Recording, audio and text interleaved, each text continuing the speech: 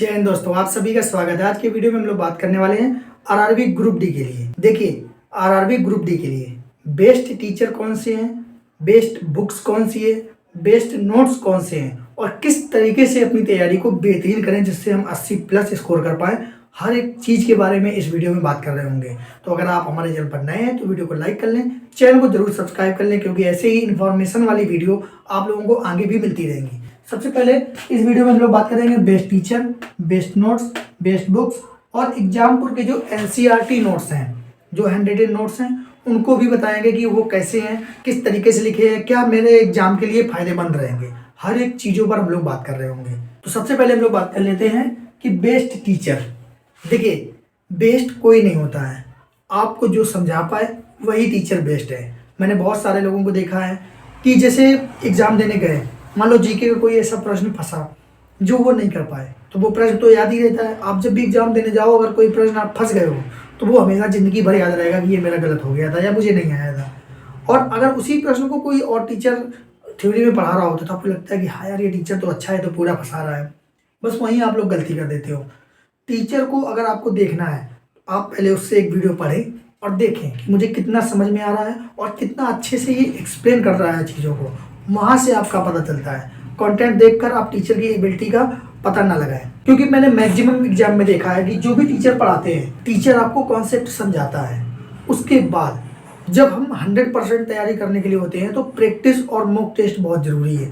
Teacher क्या करेगा, आपका 70 से 80% पूरा का पूरा कवर करा देता है और साथ ही बाकी जो बचता है आपका 20 से 30% वो आपकी प्रैक्टिस से आता है। आप वो प्रैक्टिस कहीं पे भी कर सकते हैं, मॉक टेस्ट हुआ, यूट्यूब हुआ, कोई बुक हुई, कहीं से भी प्रैक्टिस करें। जब आप प्रैक्टिस करेंगे तो ये 20 से 30% जहाँ कन्फ्यूजन आ रही है, एक दो प्रश्न छूट गए हैं, वो वहाँ से कवर हो जाते हैं। ऐसे आपकी तैयारी बढ़िया होती है। मैंने बहुत सारे लोगों को देखा है, टीचर ने जितना पढ़ाया उतना पढ़ के चले गए और फिर वहाँ पे कहते हैं अच्छे से फंसा नहीं। भाई, फंसा नहीं, ये आपकी गलती है। उन्होंने आपको पूरे के पूरे कॉन्सेप्ट पढ़ाए थे, अब आपकी जिम्मेदारी थी प्रैक्टिस करना, मॉक टेस्ट देना। जब जितनी ज़्यादा प्रैक्टिस करोगे उतने आप वैरायटी ऑफ क्वेश्चन ज़्यादा मिलते हैं, इसलिए प्रैक्टिस बहुत ज़रूरी है। फिर आप लोग टीचर को ब्लेम करते हो। बेस्ट टीचर कोई नहीं होता, आपको जो समझा पाए उसी टीचर से आप पढ़ना, उसी टीचर का आप अपना बैच लेना। उसके बाद बात कर लेते हैं बेस्ट नोट्स। देखिए, नोट्स किसी से भी खरीदने से अच्छा है कि आप अपने नोट्स खुद बनाएं। आप पढ़ रहे हैं, टीचर आपको बता रहा है, आप अपनी भाषा में कोई नोट्स बनाएंगे ना तो दोबारा में आपको पढ़ना तो पड़ेगा, लेकिन तीसरी बार पढ़ना नहीं पड़ेगा, क्योंकि आपकी जो लैंग्वेज होगी लिखने की, आप अपनी भाषा में लिख रहे हैं, वो बहुत जल्दी तैयार होती है, बहुत जल्दी याद होती है। और जब भी आप रिवीजन करेंगे बहुत स्पीड से खत्म होगा। अगर आप किसी के नोट्स दूसरे के खरीद रहे हैं तो आपको समझने में ही 3-4 बार लग जाएगा। 3-4 बार उसको पढ़ोगे कि अरे ये कैसे आया, ये कैसे आया। इसलिए अपने नोट्स खुद बनाएं। मैं तो यही बता देता हूँ कि आप अपने नोट्स खुद बना लें। अभी भी समय है 6-7 महीने का ग्रुप डी के एग्जाम में। अभी एग्जाम नहीं है, आप इतनी जल्दीबाजी कर रहे हो और फिर जब कम समय बचता है तब आप नोट्स बनाते हो, फिर आपको दिक्कत होती है ज़्यादा। इसलिए अभी से नोट्स बनाना शुरू कर दें। साथ ही बेस्ट बुक्स के लिए मैं बता दूं, जैसे रीजनिंग है, पीयूष वर्षानी सर के ले लीजिए। साइंस है, एनसीईआरटी से पढ़ लीजिए। बाकी मैथ की बात आती है, मैथ के लिए कोई बुक लेने की आवश्यकता नहीं है। अगर आपने कभी कोई भी कोचिंग नहीं की है, कभी मैथ नहीं पढ़ी है, तो फिर आप किसी का बैच ले लीजिए, क्योंकि ऐसे यूट्यूब से तैयारी करना पाना फिर आपके लिए सही नहीं है। आप क्या करोगे कि आज इस टीचर से पढ़ोगे, कल इस टीचर से पढ़ोगे, और हर एक टीचर का पढ़ाने का एक अलग स्टाइल होता है, अलग कॉन्सेप्ट होता है, फिर आपको दिक्कत होगी। इसलिए जो जिससे भी पढ़े एक ही टीचर से पढ़ें। लेकिन अगर आपने कभी मैथ पढ़ी है, आपको कुछ ना कुछ मैथ आती है, फिर आप यूट्यूब से पढ़ सकते। यूट्यूब में बहुत ऐसे वीडियो मिल जाएंगे, परसेंटेज पूरा एक वीडियो में आप पूरी प्रैक्टिस कर जाए, परसेंटेज तैयार हो जाएगा। प्रॉफिट लॉस, हर एक SICI, ट्रेंड टाइम, हर एक चीज़ मिल जाएगी आपको अगर आपने पढ़ी है। और अगर नहीं पढ़ा है, बिल्कुल बिगिनर है, तो भाई फिर तो आपको बैच लेना ही पड़ेगा, कहीं ना कहीं से गाइडेंस जरूर लेनी पड़ेगी। तो आप लोग मैथ के लिए तैयारी कर सकते हैं। साथ ही करंट अभी से पढ़ना शुरू कर दें।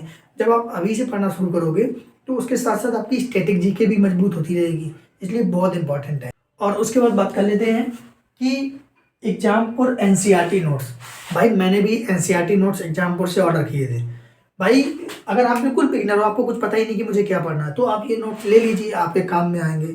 लेकिन अगर आप चाहते हो कि अच्छा स्कोर कर पाए, कॉन्सेप्ट भी क्लियर हो, पूरा का पूरा फंसे, तो फिर ये नोट्स किसी काम के नहीं है।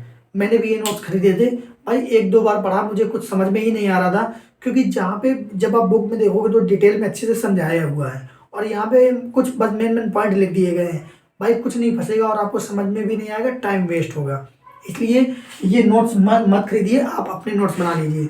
मैं सलाह दूंगा कि आप इन नोट्स के अपेक्षा आप एनसीईआरटी की बुक ले लीजिए।